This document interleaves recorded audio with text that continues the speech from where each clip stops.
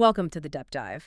We have a really exceptional stack of sources today. We're talking a comprehensive map of the entire 2026 planetary landscape. And this isn't just a few isolated events. We're looking at these powerful, year-long astrological currents that promise to redefine, well, everything.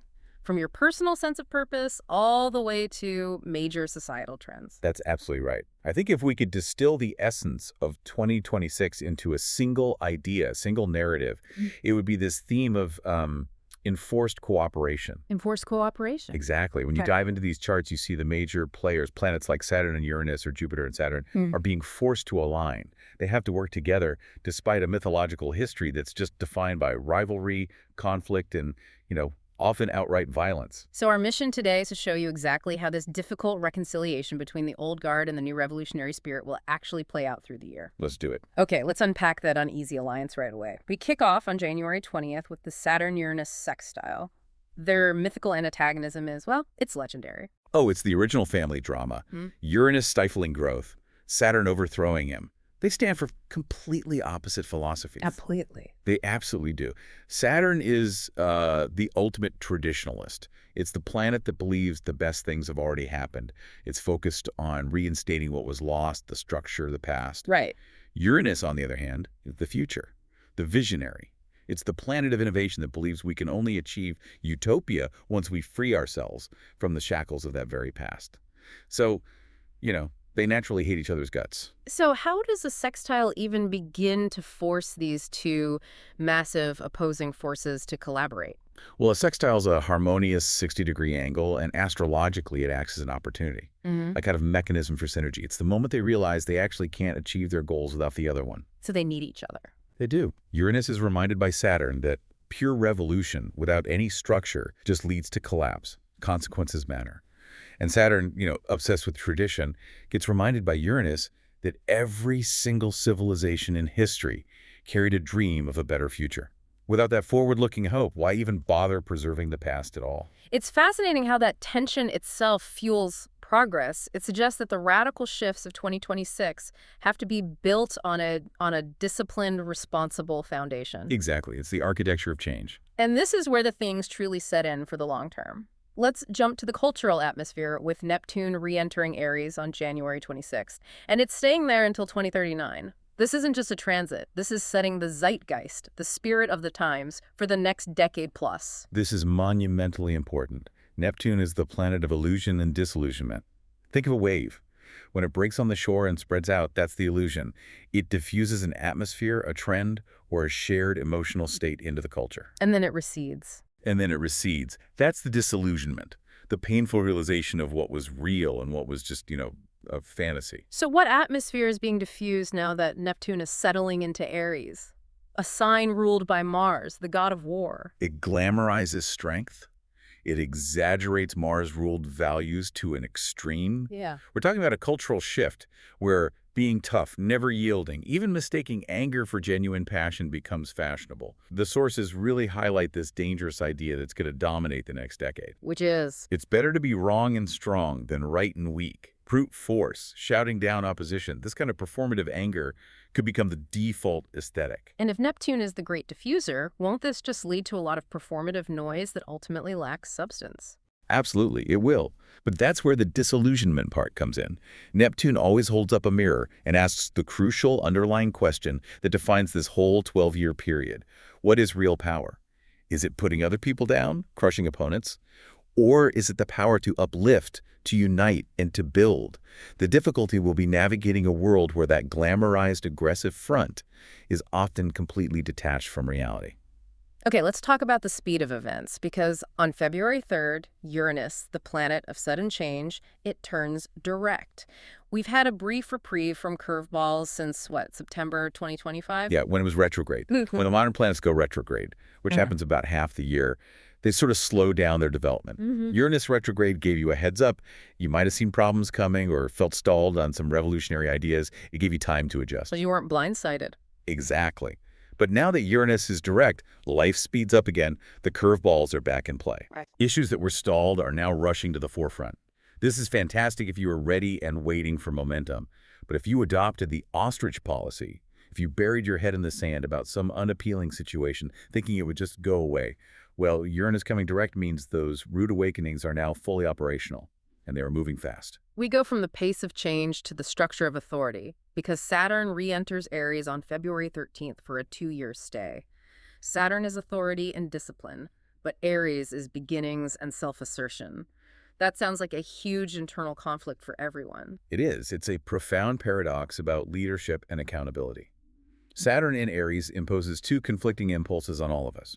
First, we feel the pressure to obey authority, to salute the person in charge, to respect the established discipline. But at the exact same time, it compels us to question that authority.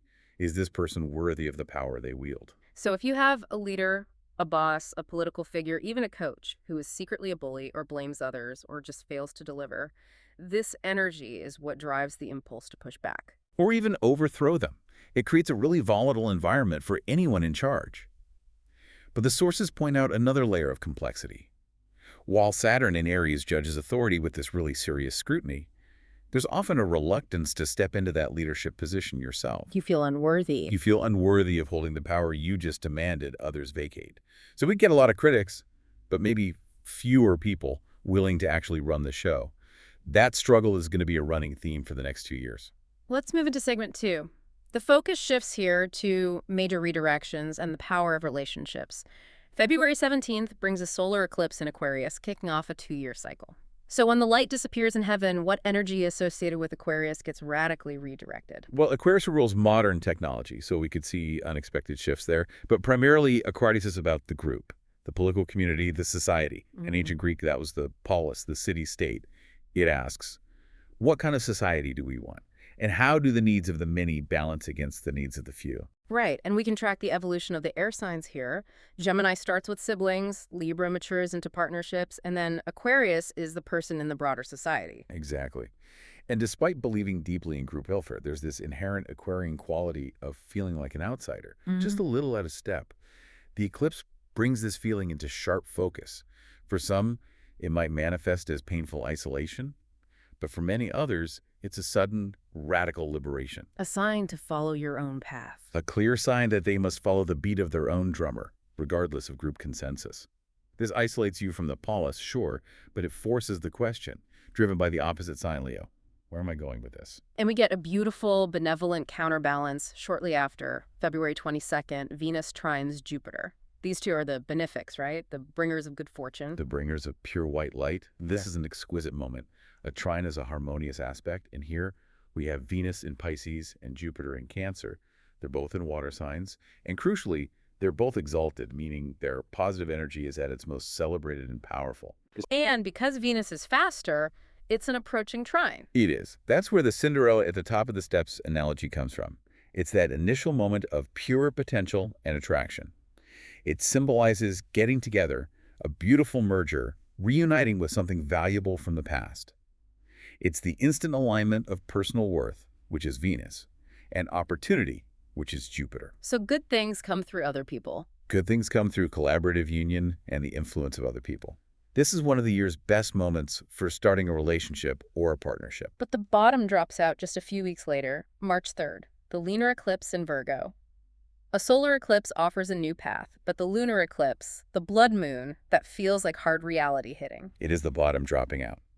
The Earth casts a shadow on the moon, and you are forced to accept the hard truth that a situation you desperately hoped would be stable has become totally unsustainable. It's like realizing the car tires you hoped would last another year are just. They're flat. You have to let go of dead wood, of psychological baggage that's blocking your growth. And because this hits Virgo, we're looking specifically at work, health, and service in our lives. Yes. In work, this could be the clear realization that a thankless, dead-end job is finished. That might lead to a layoff or a resignation. In health, the body might register ailments that demand professional attention, but this process often reveals a much greater solvable underlying issue that was being ignored. And in service, if you felt exploited or used, if your boundaries have been non-existent, this eclipse forces you to assert yourself. It clears the decks. That clearing sets the stage for a moment of profound realization on May 22nd, when the Sun conjuncts Uranus in Gemini. This is a major event. It's the first time these two meet in Gemini, and it's the very definition of an epiphany, a sudden, blinding flash of truth, like the clouds parting and you see your higher purpose, or some divine truth. But because it's Uranian, the light vanishes almost immediately, leaving you frustrated and blind. Right, the St. Paul analogy. The sudden realization life should be different, but then you're unable to navigate the new reality. Exactly. And because this is in Gemini, the sign of communication, the frustration is often about articulation. You see the truth, but you can't quite put it into words. That very frustration, that temporary blindness, is the critical part of the process. It compels you to relentlessly pursue that invisible feeling that calling card Uranus just handed you. So if the approaching trine in February was the initial spark of a relationship, the culmination happens on June 9th. Venus and Jupiter conjoin in Cancer. This is the seal the deal moment. This is the waltz. It's the culmination of that earlier momentum. A conjunction means the two planets are perfectly aligned on the same page, amplifying each other's benevolent effects. This is arguably the single best day of 2026 for romance, finalizing a major business merger or acquisition, or launching a massive creative collaboration. A moment of unparalleled opportunity. And right as summer begins, June 30th, Jupiter moves into Leo for a year. This feels like an activation period for our inner potential. It really is. Leo is ruled by the sun, so it kindles that sense of higher purpose we just talked about. Jupiter in Leo places the responsibility for success squarely on your shoulders. You become the shaping force in your own life. You'll feel a strong moral responsibility to realize your innate potential, that talent, gift, or calling you've kept quiet. The mandate is clear. Do not settle for second best. And don't let others pigeonhole you. Do not let others pigeonhole you into their limited expectations. That takes us perfectly into the August 12th solar eclipse in Leo, which forces a judgment on that very mandate by asking the core quelder, who are you? The sources address this by drawing a brilliant distinction based on 19th century thought between aspiration and ambition. Aspiration is intrinsically tied to your innate talents and abilities. It's about being true to yourself, following your muse, creating something beautiful that fills you with wonder and joy. Aspiration is a lantern. It guides you. And ambition. Ambition, critically, is driven by a feeling of want, a feeling of being bereft. It means lacking the innate talent or skill, but craving the outcome. The success, the domination, coveting what others have. Ambition is a consuming, hungry energy that comes from an empty place, that more hunger. The eclipse forces a judgment call. Are you living in alignment with your true self, or are you chasing an ambition fueled by comparison? The pace of change picks up again on August 27th with the lunar eclipse in Pisces squaring Uranus and Gemini. This one is dramatically labeled the don't dream it be it eclipse. It is dramatic. The lunar eclipse again removes the dead wood, but in Pisces, it specifically removes guilt trips and tedious obligations. It's the Sisyphus moment of saying, I'm tired of pushing this damn boulder. Pisces rules the vision, the fantasy, the dream. Think of the I have a dream speech. But bridging that beautiful imaginary water realm into physical reality, the Virgo opposition, is often deeply painful. And the square to Uranus and Gemini is the challenge to action. You have to step into that liberation, not just yearn for it. Precisely. Uranus in Gemini is the specific catalyst. It brings a new relationship, a friend, a boss, a client that might be totally inappropriate or not the type of person you thought you needed. Yeah. But they are right for your life because they dispel an illusion. They act as the bridge, moving you from imagination to application, even if it means you have to abandon a long-cherished dream that was keeping you stuck in that fantasy. After all this change and confrontation, we get another moment of reconciliation on August 31st. Jupiter forms a trine to Saturn. We're circling back to that theme of antagonistic cooperation. This is a departing trine. Jupiter's faster and is pulling away, saying goodbye to Saturn but delivering the crucial takeaway. This transit often involves interacting with an older, wiser person, a relative, a colleague, a mentor, who might seem, irrelevant or washed up to the modern eye. But they offer tremendous support. They do. This person has traveled a similar road, they've made the mistakes, and they show you that failure isn't an endpoint. It's just a set of choices. It's the revolutionary energy of Jupiter submitting, just for a moment, to the wisdom and structure of Saturn, integrating the lessons learned over the first part of the year. The year culminates in what sounds like a triumphant victory lap. The Mars translation of light running from late September through mid-November. You called this the relay race. It is the crowning achievement. Mars in Leo, fueled by that higher purpose Jupiter inspired, first picks up the inspiration from Neptune in Aries in early October. And then immediately it picks up the discipline and commitment from Saturn in Aries later that month. The baton is glowing with both vision and dedication. And the culmination hits on November 16th. Mars conjoins Jupiter in Leo. This is the ultimate delivery moment. Think of a knight returning to King Arthur's court with the Holy Grail, a successful deadline, a major project getting approval, finishing a manuscript, and signing with an agent. Mars, now disciplined and inspired, conjoins Jupiter in a unified, triumphant moment of victory built on the foundation laid all year. We end the year on a challenge, though. The Sun-Saturn square on December 29th. The Sun is in Capricorn, the sign of endings, squaring Saturn in Aries, the sign of beginnings. This sounds less like a celebration and more like a push-up challenge. It is exactly that. Capricorn wants to hit the deadline and say, I'm done, 2026 is closed. But Saturn in Aries, which the sources call Coach Dad, steps in and plants a seed of doubt. Coach Dad says, great, you just did 25 push-ups, now give me 50 more. It's raising the bar for 2027. Yes. It engages the competitive nature of Capricorn. It's not a bad ending at all, but rather a challenging beginning that propels you into 2027 with renewed capability and grit. It prevents you from getting complacent right after that great triumph in November. What a year. So 2026 was defined by navigating illusion, demanding tough choices on where to commit our energy, and forcing that deep reconciliation between old structures and new visions. That's the perfect summary. We were asked to identify true aspirations versus empty ambition. And as Jupiter turns retrograde on December 12th, you're given the final exam. Are you truly invested in the path you pursued this year?